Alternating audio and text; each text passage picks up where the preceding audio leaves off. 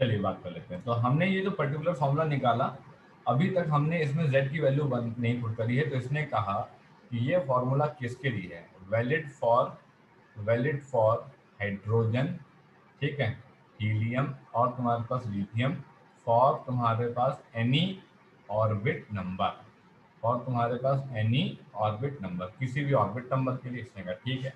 अब मेरे को ये फॉर्मूला निकालना है फॉर तुम्हारे पास हाइड्रोजन एटम, ठीक है। तो मैं क्या करूंगा, z की वैल्यू 1 पुट कर दूंगा। अब उसने कहा कि यहाँ पे तो आपको हाइड्रोजन एटम की बात यहाँ पे करनी है, इसने कहा हाँ।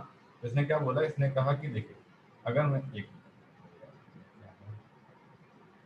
हाँ, अब इसने क्या बताया, इसने कहा कि अगर हम लोग यहाँ पे देखें तो हम यहाँ पे कह सकते हैं कि टाइम पीरियड का फॉर्मूला होगा एन क्यूब तुम्हारे पास एच क्यूब अपॉन 4 तुम्हारे पास पाई स्क्वायर एम तुम्हारे पास के स्क्वायर ई की पावर 4 इंटू 1 का स्क्वायर। तो टाइम पीरियड का फॉर्मूला हो गया कितना, एन क्यूब तुम्हारे पास H cube upon 4 pi square M तुम्हारे पास के स्क्वायर ई की पावर 4। इस तरीके से हम लोग ये फॉर्मूला डिराइव करेंगे। सभी लोग को क्लियर हुआ कॉन्सेप्ट, किसी को यहाँ पे कोई दिक्कत तो नहीं है। अब आपको लग रहा होगा कि इतने बड़े बड़े फॉर्मूले बताए जा रहे हैं, इतने बड़े बड़े फॉर्मूले कौन याद करेगा, नहीं याद करने, आपको मैं फिर बता रहा हूँ, आपको कभी भी इतने बड़े बड़े फॉर्मूले याद नहीं करने हैं। ये सिर्फ और सिर्फ डेरिवेशन अगर आते हैं तो तुमको ये फॉर्मूले डिराइव करने पड़ जाएंगे, अन्यथा तुमको ये फॉर्मूले याद करने की बिल्कुल भी जरूरत नहीं पड़ेगी। सभी लोग को बात समझ आया। आप लोग को याद नहीं करना है, मैं फिर आपको बता रहा हूँ, ये मत सोचिएगा कि याद करने के लिए मैं कह रहा हूँ, नहीं, आपको याद नहीं करना है। आपको जो डेरिवेशन आएगा आप एक दो बार प्रैक्टिस करोगे अपने हाथों से, भाई अपनी कॉपी में एक दो बार लिखोगे, नोटबुक बनाओगे तो अपने आ जाएंगे तुमको, ठीक है। याद नहीं करने हैं, बस तुम इस बात का ध्यान रखना, याद करने की जरूरत नहीं पड़ेगी। मैं आपको न्यूमेरिकल कराऊंगा, आपको खुद दिखेगा कि याद नहीं करने पड़ेंगे, बड़े आराम से जो है क्वेश्चन निकलते ही चले जाए, ठीक।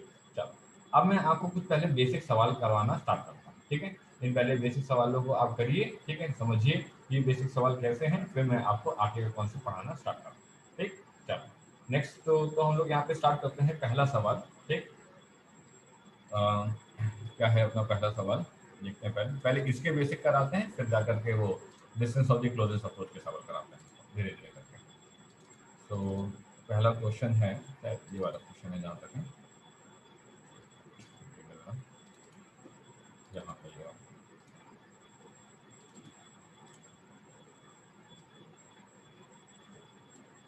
हाँ, पहला क्वेश्चन हमारे पास है कि कैलकुलेट द तुम्हारे पास velocity of the electron, calculate the velocity of the electron in the Bohr first orbit of the hydrogen atom, how many time does the electron go in Bohr first orbit in 1 second. इसने क्या बोला, इसने कहा कि ये जो question है हमारा, इस क्वेश्चन का पहला पार्ट कहता है कि आपको वेलोसिटी ऑफ द इलेक्ट्रॉन निकालनी है बोहर के पहले orbit of the hydrogen atom पे। यहाँ पे हाइड्रोजन दे दिया, मतलब जेड की वैल्यू 1, ठीक है। How many times does the electron go in Bohr's first orbit in 1 second। इसने कहा कि ठीक सर, कोई दिक्कत नहीं। इसने कहा फॉर्मूला लिखना चाहेंगे, इसने कहा लिख लीजिए फॉर्मूला। फॉर्मूला क्या कहता है, फॉर्मूला ये कहता है कि तुम्हारे पास 2z तुम्हारे पास पाई, ठीक है, के तुम्हारे पास कितना ई स्क्वायर अपॉन तुम्हारे पास एन एच। इस फॉर्मूले में क्या मैंने ये हाइड्रोजन एटम के लिए फॉर्मूला लिखा है, नहीं, ये मैंने हाइड्रोजन एटम के लिए फॉर्मूला लिखा है। तो ये किसके लिए लिखा है, ये मैंने जनरल फॉर्मूला लिखा है। तो बेहतर ये रहेगा कि आप हाइड्रोजन एटम के लिए फॉर्मूला मत याद करना, आप जनरल फॉर्मूला याद करना, ठीक है। मतलब जेड की वैल्यू जो है आप 1 मत पुट करके याद करना, आप जेड के फॉर्म में याद कर लेना। उसने कहा कि ठीक कर लेंगे, कोई दिक्कत नहीं। अब इसने कहा कि हमको दे रखा है पहली ऑर्बिट मतलब n is equal to 1, hydrogen मतलब n जेड इक्वल टू 1। तो हमने कहा कि जेड इक्वल टू 1 और n इक्वल टू 1 के लिए फॉर्मूले को कन्वर्ट किया जाए, तो v1 इज इक्वल टू 2 पाई तुम्हारे पास के ई स्क्वायर अपॉन तुम्हारे पास h। बस इतने सा फॉर्मूला बचा। इसने कहा हाँ ठीक है, कोई दिक्कत नहीं। इसने कहा निकाल लेते हैं। तो 2 इंटू 3.14 इंटू 9 इंटू तुम्हारे पास 10 की पावर 9 इंटू ई स्क्वायर मतलब 1.6 इंटू 10 की पावर माइनस 19 का स्क्वायर अपॉन तुम्हारे पास एच, एच की वैल्यू 6.6 इंटू 10 की पावर माइनस 34, ठीक। जब आपने ये वैल्यू निकाली तो ये वैल्यू तुम्हारे पास आई है 2.186 इंटू 10 की पावर तुम्हारे पास 6 मीटर पर सेकंड। देखिए ये वही वैल्यू है जो अभी अभी हमने निकाली थी, अप्रॉक्सीमेट की 2.1 होगी, है ना। ये 2.2 है लगभग, तो 2.186 यहाँ पे हमने एग्जैक्ट वैल्यू निकाली। इसने कहा ठीक है। अब इसने कहा अपने को वेलोसिटी निकालनी थी, वेलोसिटी अपन लोगों ने निकाल ली। इसने कहा ठीक है। फिर इसने कहा how many times does the electron go in Bohr's first orbit in 1 second. 1 second का मतलब ये हो गया कि इसने मेरे को टाइम दे दिया। टाइम पीरियड का फॉर्मूला होता है 2πr/v। ठीक है, तो फ्रीक्वेंसी का फॉर्मूला होता है v अपॉन तुम्हारे पास 2πr। ठीक है, ये हो गया है तुम्हारे पास vn, ये हो गया है तुम्हारे पास rn। लेकिन ये vn और rn यहाँ पे लिखना चाहिए हम लोग को नहीं, यहाँ पे हमको लिखना चाहिए क्या, v1, और यहाँ पे हमको लिखना चाहिए क्या, r1। इसने कहा आपने r का फॉर्मूला तो निकाला ही नहीं, इसने कहा r का फॉर्मूला कौन बड़ी बड़ी बात है। rn का फॉर्मूला हम लोग जानते हैं कि N square upon Z into तुम्हारे पास अल्फा होता है। कुछ बुक्स में यहाँ पे अल्फा की जगह ए नॉट लिखते हैं, है ना, तो तुमको जो वाला सिंबल पसंद है ना तुम वो लिख लेना। ठीक है, तो कोई कंपलसरी नहीं है कि ए नॉट ही लिखना है। कुछ बुक्स में अल्फा, कुछ बुक्स में बीटा, कुछ बुक्स में गामा, कुछ बुक्स में A not, B not, C not, जो मन चाहता है वो लिख देते हैं। ठीक है, तो आर वन इज कितना, 1 का स्क्वायर अपॉन तुम्हारे पास 1 इंटू तुम्हारे पास कितना 0.53 तुम्हारे पास एंगस्ट्रॉम। इसने कहा ठीक, कोई दिक्कत नहीं, सही है, पुट कर लेते हैं वैल्यू। तो हमने पुट कर लिया, ये आ गया 2.186 इंटू तुम्हारे पास 10⁻6 अपॉन 2 इंटू कितना 3.14 इंटू R1 की वैल्यू कितनी 0.53 एंगस्ट्रॉम, मतलब 10⁻−10। मैंने फ्रीक्वेंसी निकाली, क्या पता लगा 6.57 इंटू 10⁻15 तुम्हारे पास हर्ट्ज। इसने पूछा था कितने बार इलेक्ट्रॉन जो है जाता है बोहर के फर्स्ट ऑर्बिट में 1 सेकंड में, तो 1 सेकंड में कितने बार जाएगा, 1 सेकंड में 6.57 इंटू 10⁻15 तुम्हारे पास जाएगा। हर्ट्ज क्या होता है, हर्ट्ज होता है साइकिल पर सेकंड, मतलब कि कितनी साइकिल कंप्लीट करी। सेम तरीके से कितने एग्जैक्टली तुम्हारे पास पार्ट को कवर कर लेगा, कितनी बार जाएगा, इसका मतलब कितनी बार फर्स्ट ऑर्बिट में कितने टाइम पे जाने वाला है, तो ये आएगा 6.57 इंटू 10⁻15। ठीक है, अब आप कहोगे कि इतना जब सिंपल तरीका था टाइम पीरियड निकालने का, इतना लंबा फॉर्मूला क्यों बताए हो। मैं फिर वही कह रहा हूँ, डेरिवेशन में आएगा तो तुमको ये करना पड़ेगा, न्यूमेरिकल में आएगा तो तुम v की वैल्यू और r की वैल्यू निकाल करके वैल्यू पुट करोगे और आंसर निकालोगे। बात वही है, चाहे तुम ऐसे कान पकड़ो चाहे वैसे कान पकड़ो, बात वही रहेगी। ठीक है, अगर तुम फॉर्मूला याद कर सकते हो बहुत बढ़िया, नहीं याद कर सकते हो ये निकाल, कोई दिक्कत नहीं, ऐसे निकाल सकते हो। क्लियर है बात सभी लोगों को। ठीक है, सिंपल सवाल है तो कुछ ज़्यादा टफ नहीं है। देखिएगा अगला सवाल, देखिए अगला सवाल क्या कहता है। अगला सवाल हमसे कहता है, तो देखो जरा, ये वो सवाल मैं बता रहा था जिसके बारे में आपसे चर्चा करने की कोशिश कर रहा था। Sorry, determine the speed of the electron in n is equal to 3 orbit of the helium ion. ठीक है, अब सिंगली आयनाइज्ड तुम्हारे को हीलियम आयन के लिए निकालना है। इसने कहा ठीक है, अब वेलोसिटी का फॉर्मूला लिखते हैं जरा। अभी अभी वेलोसिटी का फॉर्मूला लिखा था हमने 2z पाई के ई स्क्वायर अपॉन एन एच। हमने कहा ठीक है, 2 तुम्हारे पास z पाई के तुम्हारे पास ई स्क्वायर अपॉन तुम्हारे पास एन एच। इसने कहा ये तो हीलियम है। ठीक है, अगर हीलियम है तो z की वैल्यू क्या रखने का है 2, और n की वैल्यू क्या रखने का है 3। इसने ये दे रखा है n 3 और हीलियम यहाँ पे दे रखा है। अगर तुम गलती से बिना z के फॉर्मूला याद करके गए तो तुम फिर z की वैल्यू को 2 को भूल जाओगे और तुम्हारा आंसर जो आएगा वो बस 2 से मल्टीप्लाई नहीं हुआ होगा और तुम्हारे आंसर में तुमको मार्क्स मिलेंगे 0। आई बात समझ में, तो ध्यान रखना। तो v3 is equal to 2 into 3.14 into 9 into 10⁻9 into 1.6 into 10⁻−19 का होल स्क्वायर अपॉन तुम्हारे पास 3 इंटू 6.6 इंटू 10⁻−34। और नहीं तो अगर आप ये फॉर्मूला नहीं याद करना चाह रहे हो, है ना, तो थोड़ी देर पहले अभी अदिति ने बताया था कि वी एन इज टू तुम्हारे पास जेड अपॉन एन के फॉर्म में आंसर लिख लें। हाँ, तो आप ऐसे करके इसकी वैल्यू निकाल के लिख लो। ठीक है ना, तो आप ऐसे भी चाहो तो याद कर सकते हो फॉर्मूले को, और चाहो तो तुम ऐसे याद कर सकते हो, हमें कोई दिक्कत नहीं। आप यहाँ पे वैल्यू निकालेंगे और v3 की जो वैल्यू आएगी वो आएगी 1.46 इंटू तुम्हारे पास 10⁻6 मीटर पर सेकेंड। ठीक है, इस तरीके से वापस हो जाएगा। हाँ सही। तो अब अगर देखा जाए ये वैल्यू तो कम हो गई, 2.1 मैक्सिमम वैल्यू आई तो वो तो होनी ही थी। n बढ़ेगा तो v घटेगा, ये बात तो अभी अभी बताई ना कि n बढ़ेगा तो v घटेगा, तो वही चीज इसने यहाँ पे हमको दिखा दी। इसने कहा ठीक है, एक सवाल और देखो जरा इसी की तरीके का। सर, हाँ तो हाँ, He प्लस और He में कोई अंतर नहीं पड़ेगा क्या? नहीं, ये हम यहाँ पे ये बता रहे हैं ना, हम यहाँ पे इसकी बात करेंगे, singly ionised ionised helium ion की बात करेंगे, हाइड्रोजन लाइक एटम के लिए। ठीक है, आयन की बात करेंगे।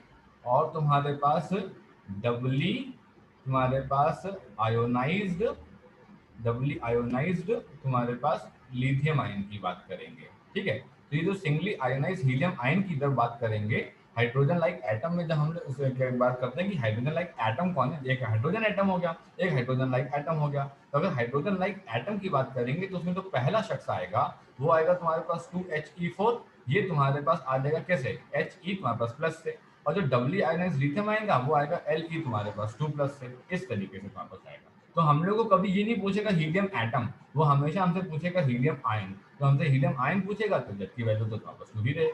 अरे हीलियम की जेड की वैल्यू एटॉमिक नंबर तो तुम्हारे पास 2 ही रहने वाला है ना, वो तो तुम्हारे पास चेंज हो नहीं रहेगा। ठीक है, क्लियर है सभी लोगों को, यहाँ तक आए बेटा बात यस समझ में? सर। ठीक, चल अब अगला सवाल, अगला सवाल देखिएगा। अगला सवाल में मेरे को वही चीज बतानी है जो मैंने तुमको उस वेलोसिटी के फॉर्मूले में समझाने की कोशिश करी थी। जरा इसको देखना है क्या पूछ रहा है तुमसे। ये तुमसे कह रहा है कि कैलकुलेट द, हमारे पास कैलकुलेट द पीरियड ऑफ, ये तुमसे क्या बोला, ये तुमसे कहा कि calculate the period of revolution of an electron revolving in the first orbit of the hydrogen atom, giving the radius of the first orbit as 0.53 angstrom and the c as 3 into 10 के 8 metre पर second. इसने कहा कि ये निकालने का है। इसने कहा कि अच्छा पूछा क्या, टाइम पीरियड पूछा, सिंपल सा इसने कहा। तो टाइम पीरियड का फॉर्मूला तो होता है 2 पाई तुम्हारे पास r अपॉन v होता है। इसने कहा ठीक है, फर्स्ट ऑर्बिट पूछा तो r1 और v1 हो गया। इसने कहा r1 की वैल्यू तुम्हें दे रहे हैं 0.53 तुम्हारे पास एंगस्ट्रॉम, इसने कहा ले लो। इसने कहा ठीक है, v1 की वैल्यू निकालनी है तो मैंने कहा 1 अपॉन 137 तुम्हारे पास c बाय n करके निकाल लें। इसने कहा हाँ निकाल, कोई दिक्कत नहीं।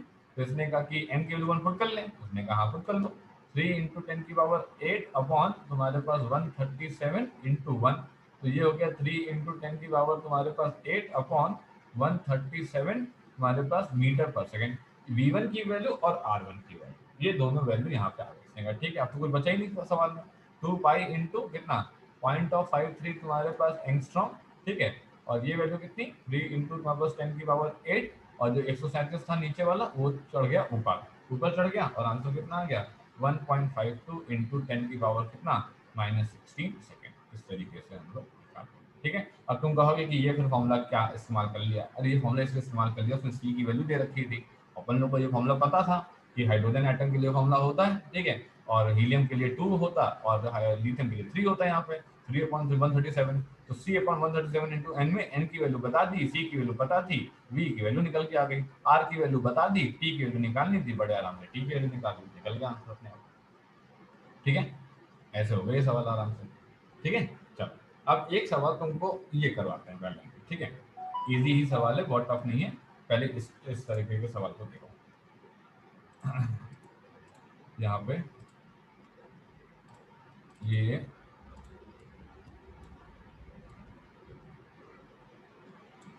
इस सवाल के पहले जरा पोटेंशियल एनर्जी का सवाल बताते हैं, फिर ये सवाल बताते हैं।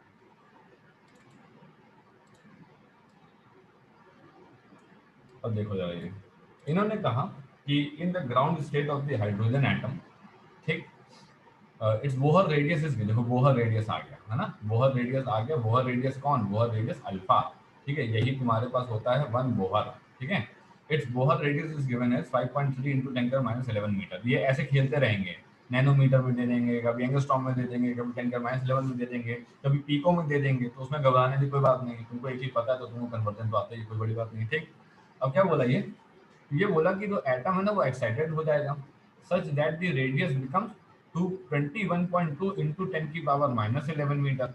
Find the value of the principal quantum number and the total energy of the atom in the excited state. ठीक है भाई, कोई दिक्कत नहीं। अब सुनो जरा क्या बोला। इसने कहा कि पहले वो तुम्हारे पास इनिशियली 5.3 इंटू 10 की पावर -11 मीटर वाले रेडियस वाले ऑर्बिट में था।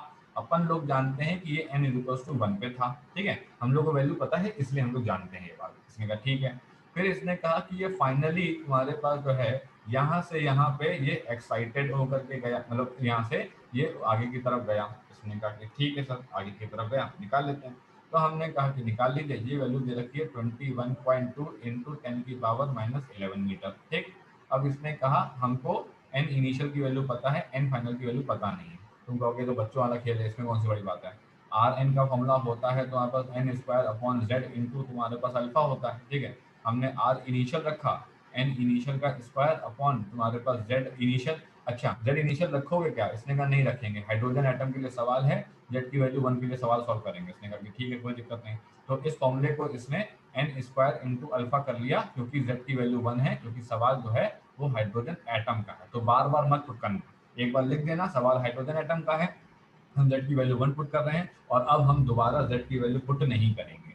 ठीक है सर, नहीं पुट करेंगे कोई बात नहीं। तो ये हो गया, और ये हो गया R final is equals to तुम्हारे पास ये कितना हो गया एन फाइनल का स्क्वायर इंटू अल्फा। हमने कहा ठीक है, हमको निकालना क्या है, हमको निकालना है एन फाइनल के स्क्वायर की वैल्यू। उसने कहा ठीक है, तो एन फाइनल के स्क्वायर की वैल्यू एन इनिशियल के स्क्वायर की value into R final upon R initial. Alpha और अल्फा तो कैंसिल हो गया होगा। इसने कहा ठीक है, सो ये हो गया है तुम्हारे पास क्या एन इनिशियल। ठीक, अब इसने कहा कि आप एन इनिशियल एग्जैक्टली कैसे पुट करेंगे। इसने कहा ये तो पता है हमको फर्स्ट ऑर्बिट है। ठीक है, इसने कहा कि ठीक, अच्छा ये कैसे आपको पता। इसने बोहर रेडियस दे रखा था। बोहर रेडियस का मतलब होता है सबसे जो है वो क्या नाम है छोटा वाला रेडियस। छोटा वाला रेडियस एन इक्वल्स टू 1 के लिए होगा। ठीक है, तो इसमें कोई कंफ्यूजन वाली बात नहीं है। 21.2 इंटू 10 की पावर -11 अपॉन 5.3 इंटू 10 की पावर तुम्हारे पास -11 माइनस तुम्हारे पास 11। ठीक है, अब ये हो गया 53 इंटू 4 कितना हो गया 212। तो 53 बन गया, 53 4 गया, तो ये हो गया। तो N F square is equals to हो गया 4 और एन एफ की वैल्यू हो गई तुम्हारे पास 2। अब यहाँ पे कोई मैथमेटिक्स मत लगा दे लेना कि नहीं हम तो एन एफ की वैल्यू +-2 ही लिखेंगे, मैथ्स में यही सिखाया गया है। सिखाया गया होगा, वो गलत नहीं कह रहे हैं, लेकिन ये तो ऑर्बिट नंबर है ना यार, माइनस थोड़ी ना ले जाओगे। तो माइनस नहीं ले जाओगे तो क्या लिखोगे, ultimately N F is equals to 2 लिखोगे। इसका मतलब ये हुआ कि जो रेडियस फाइनल है 21.2 इंटू 10 की पावर -11 मीटर का, वो कोई और नहीं, वो n इज इक्वल्स टू 2 वाली ऑर्बिट में रहेगा। इसने कहा ठीक है। फिर इसने क्या पूछा, प्रिंसिपल क्वांटम नंबर की वैल्यू निकाल दी।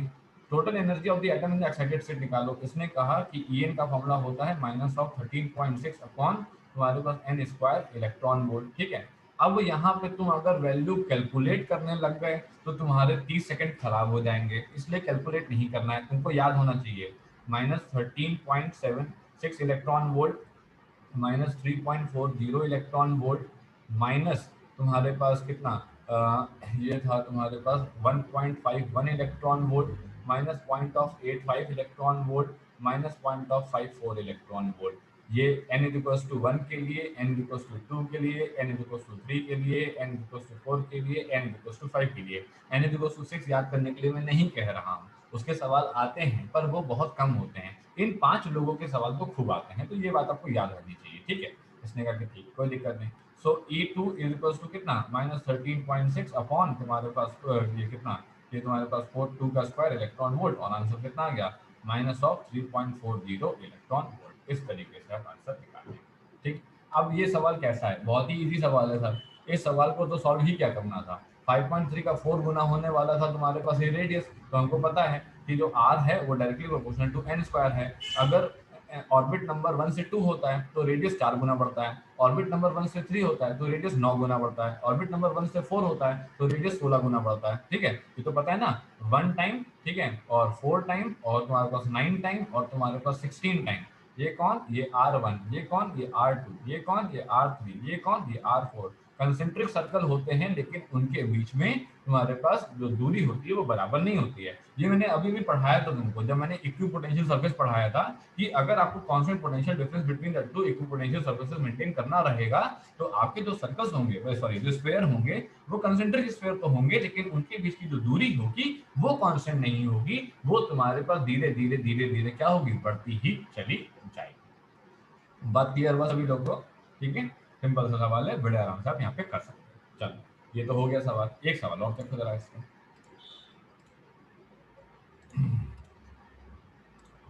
क्या है अगला सवाल, ये रहा। अब देखो ये क्या बोला, ये बोला यहाँ पे कि the ground state energy of the hydrogen atom is -13.6 electron volt. ठीक है, ये ध्यान रखना, ये गलती नहीं होनी चाहिए। n इक्वल्स टू 1 को क्या बोलते हैं, n इक्वल्स टू 1 को बोलते हैं ग्राउंड स्टेट। ठीक है, और n इक्वल्स टू 2 को क्या बोलते हैं, n इक्वल्स टू 2 को बोलते हैं तुम्हारे पास क्या, इसको बोलते हैं फर्स्ट एक्साइटेड स्टेट। अब कोई अगर भूलने के चांसेस रखता है, कोई अगर ये सोचता है कि नहीं हो सकता है कि हम भूल जाएं, तो एक काम करना, ग्राउंड स्टेट को अपने मन में याद रखना कि इसको बोलते हैं हम लोग क्या, इसको हम लोग बोलते हैं जीरो एक्साइटेड स्टेट। क्या बोलते हैं इसको हम लोग, जीरो एक्साइटेड स्टेट। लेकिन इसको कभी भी अपनी एग्जाम कॉपी में मत लिख देना, क्योंकि इसको जीरो एक्साइटेड स्टेट करके किसी भी बुक में कभी लिखा नहीं गया है, कोई लॉजिक ही नहीं है। एक्साइटेड स्टेट का मतलब होता है कि हमने खाना खाया, अब हम ऊपर जा रहे हैं। अब हम जब अपने नीचे ही बैठे हुए हैं, लेटे हुए हैं, तो काहे के लिए एक्साइटेड होंगे भाई? कहाँ जा रहे हैं हम? कहीं नहीं जा रहे हैं। तो इसको एक तरीके से जीरो एक्साइटेड स्टेट अपने समझने के लिए याद रखना, वरना कभी कॉपी में मत लिख देना, हमारे टीचर पूछेगा ये किसने पढ़ा दिया है। ये ऐसा नहीं होता है। हाँ बिल्कुल, हम नहीं कह रहे हैं ऐसा नहीं होता है, याद करने के लिए बता रहे हैं। Zero excited state, first excited state, second, third, fourth, fifth and so on. ठीक है, तो n इक्वल्स टू 1 एग्जैक्टली होता क्या है बेटा? वो ग्राउंड स्टेट होता है, ये ध्यान रखना। चलो, अब सवाल में आपने रहा, सवाल में हमसे क्या पूछा गया ये बताइए आप। सवाल में हमसे ये पूछा गया है कि काइनेटिक एनर्जी आपने बतानी है, क्या नाम है, इलेक्ट्रॉन की, वो भी तुम्हारे पास सेकंड एक्साइटेड स्टेट में, थर्ड एक्साइटेड स्टेट में। अगर इलेक्ट्रॉन जंप करता है ग्राउंड स्टेट से तुम्हारे पास, ग्राउंड स्टेट को जंप करता है थर्ड एक्साइटेड स्टेट में, तो बताओ वेवलेंथ तुम्हारे पास कितनी आएगी? चलो ठीक है सर, बता देते हैं, कोई दिक्कत नहीं। पहला पार्ट, पहले पार्ट में इसने हमसे क्या पूछा है। अब पहले पार्ट से पहले मैं आपको थोड़ा सा ऊपर लेके चलता हूँ ताकि आपको बताऊं, मैंने ये बात आपको पहले ही बताई है। ठीक है, ये बात मैंने आपको स्टार्टिंग में बताई थी कि जो तुम्हारे पास एनर्जी का फॉर्मूला है, ठीक है, वो है तुम्हारे पास minus K Z E square upon तुम्हारे पास टू आर। काइनेटिक एनर्जी का जो फॉर्मूला है वो के जेड ई स्क्वायर अपॉन तुम्हारे पास टू आर का फॉर्मूला है। पोटेंशियल एनर्जी का फॉर्मूला है minus K Z E square upon two R का फॉर्मूला है। तो इसने कहा इसी बेसिस पे हम लोग बात करेंगे। इसने कहा ठीक है चलो बात करते हैं इसी बेसिस पे। तो हमने इसी बेसिस पे बात करना शुरू कर दिया। ठीक है, हाँ मैं चेक करता हूँ क्या है। अब देखिए इसने क्या बताया, इसने कहा कि हमको फॉर्मूला का पता है कि ई एन का फॉर्मूला होता है माइनस तुम्हारे पास के तुम्हारे पास जेड ई स्क्वायर अपॉन तुम्हारे पास जो है टू आर। ये पर्टिकुलर फॉर्मूला हमारा होता है, इसने कहा। और जो हमारे पास काइनेटिक एनर्जी का फॉर्मूला होता है वो होता है तुम्हारे पास के जेड ई स्क्वायर अपॉन तुम्हारे पास टू आर पॉजिटिव में। पोटेंशियल एनर्जी का जो फॉर्मूला होता है वो होता है तुम्हारे पास कितना, वो होता है के जेड ई स्क्वायर अपॉन तुम्हारे पास आर, वो भी नेगेटिव में। ठीक है, इसने कहा हाँ ठीक है होता है। तो इसने कहा जो ई तुम्हारे पास एन है वो तुम्हारे पास के ई तुम्हारे पास नेगेटिव में माइनस ऑफ द के ई एन है, और जो ई एन है तुम्हारे पास वो तुम्हारे पास potential energy in the nth orbit upon two तुम्हारे पास, ये होता है फॉर्मूला। ठीक है ना, ये फॉर्मूला तुम्हारे पास होता है। ये एनर्जी का काइनेटिक एनर्जी से रिलेशन है, ये एनर्जी का पोटेंशियल एनर्जी से ऐसे रिलेशन है। इसने कहा ठीक है कोई दिक्कत नहीं। अब इसने हमसे क्या पूछा, इसने हमसे कहा कि हम आपको ग्राउंड स्टेट पे एनर्जी दे रहे हैं, मतलब आपको हम ग्राउंड स्टेट पे तुम्हारे पास एनर्जी जो है इतनी दे रहे हैं। अब इसने कहा कि हमको काइनेटिक एनर्जी चाहिए होगी सेकंड एक्साइटेड स्टेट में। काइनेटिक एनर्जी एट तुम्हारे पास second excited state. Second excited state, यहीं पे मिस्टेक होती है। आप सेकंड सुनते ही तुरंत एन की वैल्यू टू पुट कर देते हैं, तुरंत आप एन की वैल्यू टू पुट कर देते हो और हम आपको जीरो दे देते हैं। ठीक है, ध्यान रखिएगा। सेकंड एक्साइटेड स्टेट का मतलब हुआ एन की वैल्यू थ्री, एन की वैल्यू टू नहीं है, एन की वैल्यू टू नहीं, एन की वैल्यू थ्री होता है। इसने करके ठीक, कोई दिक्कत नहीं। अब इसने कहा मेरे को निकालना है kinetic energy at three, is equals to मैं लिख सकता हूँ मैं टोटल एनर्जी एट तुम्हारे पास थ्री। इसने कहा हाँ, तो टोटल एनर्जी एट थ्री क्या लिख सकते हैं, माइनस 13.6 इलेक्ट्रॉन वोल्ट अपॉन तुम्हारे पास थ्री स्क्वायर। ठीक है, इसने कहा हाँ, तो इसने कहा कि ये वैल्यू आती कितनी है, ये वैल्यू आती है तुम्हारे पास कितना, ये वैल्यू आ जाती है, एक मिनट बोला, तुम्हारे पास ये माइनस साइन यहाँ पे और ये इनका माइनस साइन यहाँ पे, ये इनका माइनस साइन यहाँ पे, माइनस ऑफ 1 पॉइंट तुम्हारे पास 51 इलेक्ट्रॉन वोल्ट। ठीक, इसने कहा हाँ, तो इनका माइनस साइन मतलब एनर्जी का माइनस साइन माइनस 1.5, और एक माइनस साइन जो फॉर्मूले में लगा एक वो वाला। तो kinetic energy at the second excited state would be plus of 1.51 electron volt. ये हो गया तुम्हारे पास आंसर। हमने कहा ठीक, कोई दिक्कत नहीं। नेक्स्ट बात पे आ गए, नेक्स्ट बात पे आ गए तो उसने पूछा potential energy of the electron in the third excited state. ये और आगे चला गया, इसने कहा कि थर्ड एक्साइटेड स्टेट पे चाहिए। इसने कहा ठीक है ले लो भाई। तो आगे हम लोग यहाँ पे पोटेंशियल एनर्जी ऑफ तुम्हारे पास इलेक्ट्रॉन इन तुम्हारे पास थर्ड एक्साइटेड स्टेट।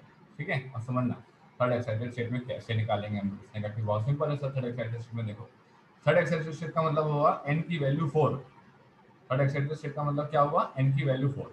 अपन लोग को पता है कि ई एन जो होता है वो पी ई तुम्हारे पास एन अपॉन टू होता है। ठीक है, तो इसका मतलब E four is equal to होगा तुम्हारे पास पी ई फोर अपॉन तुम्हारे पास टू।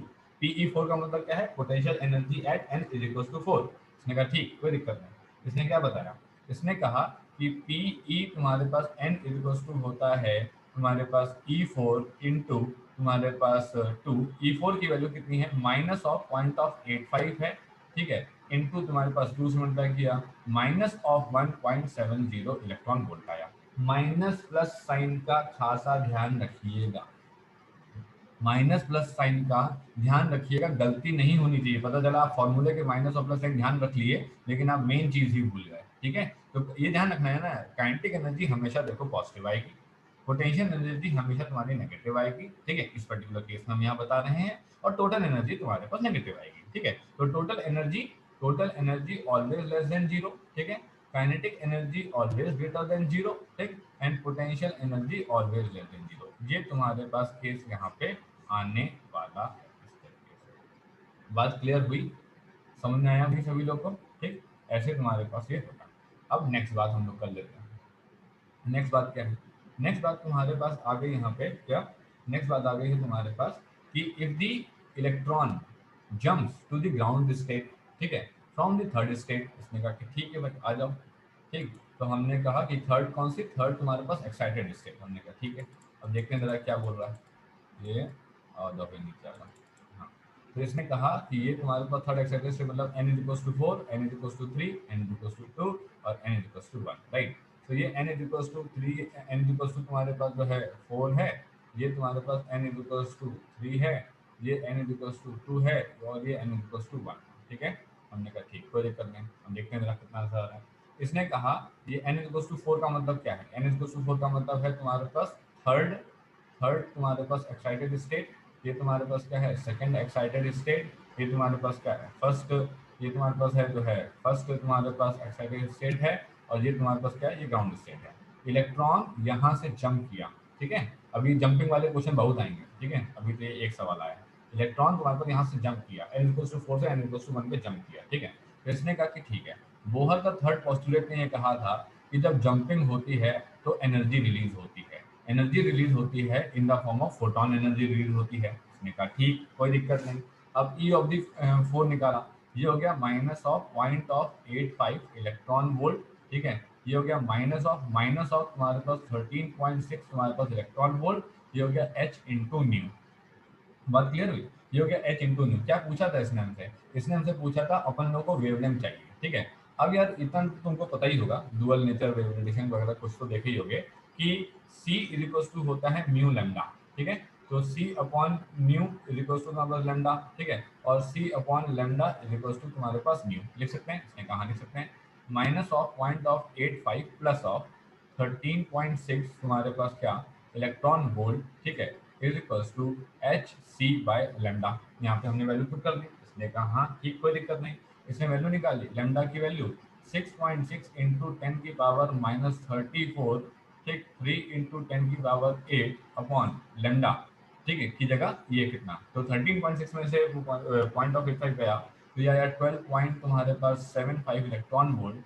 1 इलेक्ट्रॉन वोल्ट पे जो एनर्जी होती है वो होती है तुम्हारे पास जूल पे। हमने पुट करा, और जो लेमडा की वैल्यू आई वो आई 970 इंटू 10 की पावर माइनस 10 मीटर, ठीक। तो ये वैल्यू कितनी आ गई है? ये वैल्यू आई है 970 तुम्हारे पास इलेक्ट्रॉन। इस तरीके से हम लोग वैल्यूज को यहाँ पे निकालें।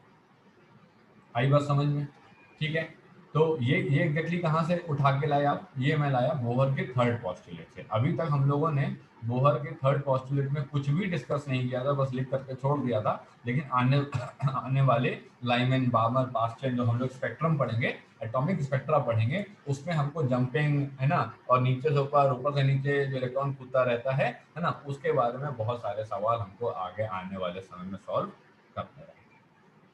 ठीक है भाई, सभी लोग को ये बेसिक बेसिक सवाल समझ में आए? ये मैंने बिल्कुल बेसिक सवाल करवाए हैं, अभी आपको बहुत अच्छे अच्छे लेवल के सवाल भी हैं इसमें, ठीक है। अभी मैंने आपको सिर्फ बताया कि कौन सी चीज कहाँ कैसे लगानी है, ठीक। बाकी मैंने अभी आपको कुछ ज्यादा बताया इसके अंदर है, ठीक है।